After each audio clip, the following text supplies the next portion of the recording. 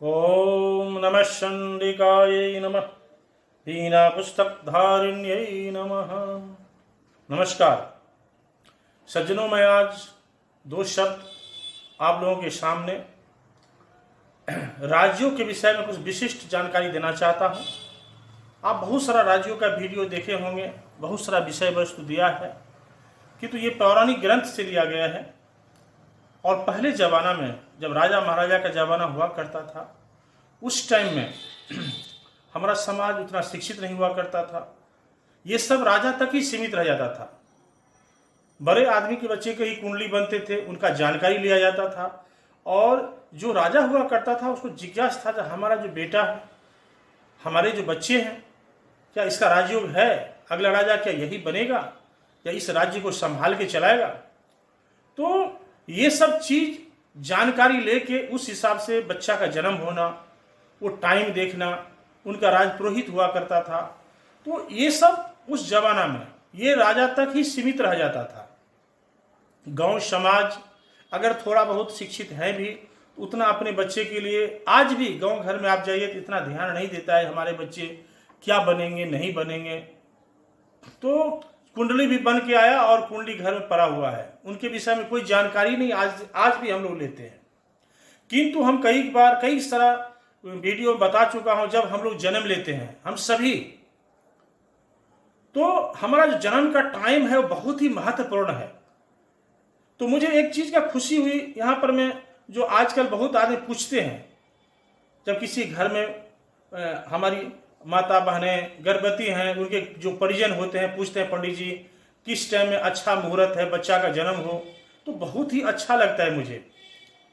वो बात मुझे याद आ जाता है कि नहीं, आज हमारा समाज शिक्षित है और आने वाले जो संतान है, बच्चे हैं, उनका जिज्ञासा है उसको कि क्या बनेगा। तो इसमें बहुत सारा योग है जन्म कुंडली में, और उस योग के माध्यम से हमारा जीवन निर्धारित होता है कि मैं क्या बनूंगा। तो इसमें राजयोग जो है ये बहुत ही महत्वपूर्ण योग है। और राजयोग बनना एक तरह से नहीं होता है, बहुत सारा योग जब एकत्रित होता है तो राजयोग में जाके परिवर्तित होता है। तो एक जगह बहुत सारा, जिस तरह बहुत सारा धन एक जगह आने से एक विशिष्ट धनवान व्यक्ति बनता है, उसी तरह राजयोग भी, उसमें खास बुधादित्य योग है, कालसर्प योग है, गजकेसरी योग है। ये सब बहुत सारा योग जब एकत्रित, और ग्रहों का उच्च नीच होना, कौन सा ग्रह उच्च होने से राजयोग बनेगा, लग्न का क्या स्थिति है, ये सब जानकारी जब एकत्रित होता है तो राजयोग के विषय में पूर्ण जानकारी मिलती है। इतना आजकल हम लोग टाइम नहीं देते हैं। हम लोग बच्चे के पढ़ाई लिखाई में सब में आजकल हम सब ध्यान दे रहे हैं, उनका विकास कैसा होगा, आगे कैसे बढ़ेगा। हमको सबका जिज्ञासा है हमारे बच्चे बहुत अच्छे शिक्षित बने, पायलट बने, चार्टर्ड अकाउंटेंट बने, इंजीनियर बने, डॉक्टर। किंतु इसका रास्ता क्या है, ये किस लाइन से आगे जाएगा, इसका किस टाइप का राजयोग है, इसका जिज्ञास हम लोग में है ही नहीं, वो हम सभी में है। तो सज्जनों, जब बच्चा जन्म लिया, छोटा सा शिशु है, उसी टाइम में सब प्लानिंग बन जाता है हमारा जीवन का, हम सब का। और वो जन्म का जो टाइम है वो बहुत ही महत्वपूर्ण टाइम है। तो ये राजयोग जो है 5 प्रकार का महत्वपूर्ण है। ये 5 किस्म का राजयोग बोलते हैं पंच परमेश्वर। तो उसमें से मैं एक एक प्रकार में एक एक दिन आपको बताऊंगा। आज मैं कुछ एक दो ठो बताता हूं राजयोग का। अगर हमारे जन्म कुंडली में लग्न का मालिक चंद्र बने, अगर कटकट लगन हो, अगर लग्न में बृहस्पति रहे, और मेरा जन्म के टाइम में सूर्य अगर उच्च हो, चंद्रमा वृष राशि का हो, शनि अगर तुला राशि में रहे, तो मेरा राजयोग बनना 101% निर्धारित है। इस टाइप का व्यक्ति बहुत ही महत्वपूर्ण। और अगर उसके जन्म कुंडली में कालसर्प योग भी बनता है उस स्थिति में, तो संपूर्ण राजयोग उसको प्रस्तुत होता है, और वो व्यक्ति, वो बच्चा एक न एक दिन भारत में बहुत बड़ा प्रतिष्ठा, विश्व लेवल का व्यक्ति निर्माण हो जाता है। हमारे कुंडली में अगर 3-4 ग्रह अगर उच्च श्रेणी का हो तब भी राजयोग बनता है। अगर बृहस्पति भाग्य स्थान में हो, बृहस्पति अगर मीन राशि पर हो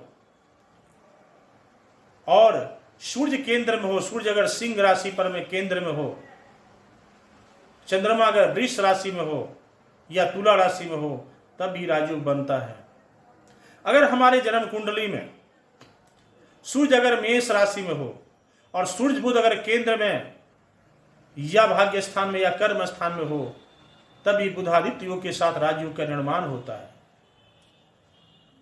अगर हमारे जन्म कुंडली में सप्तम भाव में लग्न में अगर राहु हो और सप्तम भाव में केतु हो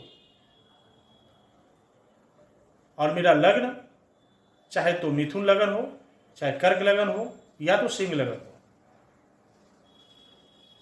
उस स्थिति में अगर सूर्य बुध एक साथ रहे, बृहस्पति अगर उच्च श्रेणी का रहे तो हमारे कुंडली में राजयोग बनता है। अगर हमारे जन्म कुंडली में राहु और बृहस्पति अगर एक साथ रहे और कर्क राशि में रहे तब भी राजयोग बनता है। किंतु राहु बृहस्पति एक साथ होने के बाद वो राजा तो बनेगा किंतु अत्याचारी बनेगा। उसको हो सकता है जेल भी जाना पड़े, उसको हो सकता है नजरबंद भी होना पड़े, हो सकता है बहुत बड़ा पद पे जाकर उसको बहुत नीचे गिरना पड़े, क्योंकि उनका राजयोग बनने के बाद में गुरु चांडाल योग का निर्माण होता है। जब भी उनके ऊपर में विपरीत दशा प्रवेश करेगा तो राजयोग होते हुए भी वो राज्यकाल को नहीं संभाल सकता है। बहुत ऐसा व्यक्ति है जो राजा परिवार में जन्म लेता है, आप देखते हैं, और सब संपदा बेच देता है और एक दिन पूरा रोड में आ जाता है। तो जन्म तो हुआ उसका राजयोग में जाकर के, किंतु आगे जाकर के एकदम निम्न। ये भी एक ठो राजयोग है। इस चीज को हम कैसे नियंत्रण करें, इसको कैसे हम परिवर्तित करें।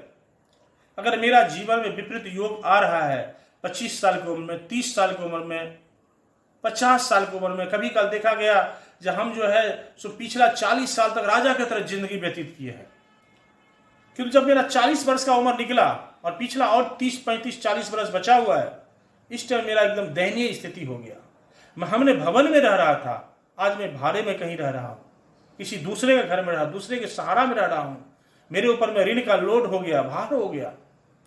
इसका मतलब राज्यों के साथ मंगल का विपरीत, राहु का विपरीत प्रभाव पड़ रहा है, शनि का कुछ विपरीत प्रभाव पड़ रहा है।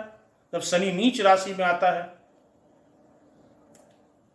अगर उस स्थिति में राजयोग है, अगर शनि बकरी हुआ, विपरीत फल आने से अगर मंगल का स्थिति खराब बनेगा जन्म कुंडली में तो भयंकर हमारा ऊपर में ऋण भार होगा। अगर वो राजा है तो उस देश पर ऋण भार हो जाएगा। अगर वो साधारण आदमी है और धनी है तो इनको पता ही नहीं चलेगा मेरे ऊपर कब इतना ऋण लोड हो गया। तो खाली राजयोग आने से नहीं होगा, आप राजयोग किस तरह मेरा जीवन भर चले और मेरा माता पिता का, अपने परिवार का जो संपदा है उसको मैं कितना आगे बढ़ा सकूं, मेरा अपना पिताजी का जो प्रतिष्ठा है उसको मैं कितना आगे बढ़ा सकूं। इस चीज को देखने के लिए उनके जो पिता होते हैं उन बच्चे का, उनको ये ध्यान देना आवश्यक है। जो हमारा जो बच्चा है, क्या मैं संपदा बनाया, मैं राजा की तरह जीवन व्यतीत कर रहा हूँ, मेरे पास 2, 4, 5 गाड़ियां हैं, क्या मेरे बच्चे के पास 10 गाड़ी होगा, मेरा बच्चा क्या और अच्छा बन जाएगा, मेरा बच्चा क्या IAS ऑफिसर बनेगा, मेरा बच्चा क्या कोई बहुत बड़ा मंत्री बनेगा। ये सब चीज माता पिता को, हर माता पिता को चाहिए, जब बच्चा उनका शिशु जन्म ले रहा है और जन्म लेने के टाइम में आपका पास का जो नजदीकी जो भी कोई पंडित जी हो उनसे लग्न का जानकारी लेकर के अच्छा से अच्छा लग्न में, आजकल तो सब बच्चा ऑपरेशन से ही जन्म ले लेता है, तो डॉक्टर के माध्यम से, तो आप तो आजकल ये हो गया है आप जब चाहें तब बच्चा जन्म ले, तो उस हिसाब से अगर उसका जन्म हो, मांगलिक के लिए हम इतना परेशान हो जाते हैं। अगर हम चाहें जन्म लगने के टाइम में तो बच्चे का जन्म उस टाइम में हो जो मांगलिक हो ही नहीं, उनका कोई विपरीत योग ही नहीं बने, तो सज्जनों ये सब चीज जो है सो अगर जन्म के टाइम में बच्चा, जब हमारा शिशु जन्म ले रहा है, जब वो बीज उठ रहा है, जन्म ले रहा है, उसी टाइम में अगर हम उसको सही उपचार करें, उनमें सही खाद्यान्न, गाछ जब छोटा ही गाछ रहता है, अगर उसमें सही सब कुछ पड़ता है तो एकदम अच्छा से अच्छा। तो सज्जनों ये सब चीज अगर ध्यान दिया जाए तो राजयोग निश्चित बनेगा। और बहुत किस्म का राजयोग है, एक एक किस्म का राजयोग के विषय में बताऊंगा, किंतु जन्म के टाइम में जन्म कुंडली दिखाना, उनका बनाना, और उस हिसाब से अगर उन बच्चे में राजयोग है उनका क्या विधान करना, क्या उपचार करना, ये माता पिता का कर्तव्य बनता है। अगर किया जाए तो निश्चित रूप से उसका राजयोग बनेगा और एक दिन वो पूरा प्रतिष्ठा, अपना नाम पूरा समाज में, अपना देश में ऊंचा करेगा। तो आज आप देख लीजिए, हमारे यहाँ गरीब से गरीब घर के बच्चे, उनको राजयोग है तो कहां से कहां आगे बढ़ जाते हैं। अगर अमीर है, वो राजा का बेटा है, राजयोग नहीं है, तो राज सिंहासन प्राप्त उसको नहीं होगा। तो सज्जनों आज मैं इतना ही रखा हूं, फिर मैं अगला वीडियो में राजयोग का कोई विशिष्ट रूप से आपको बताऊंगा और आप लोग इसको सुने और ध्यान दें। ये ध्यान देने की चीज है और इसको अपने परिवार में लागू करें, अपने परिजन के साथ, अपने बच्चे के साथ, आने वाले समय के साथ, बहुत ही अच्छा होगा। नमस्कार।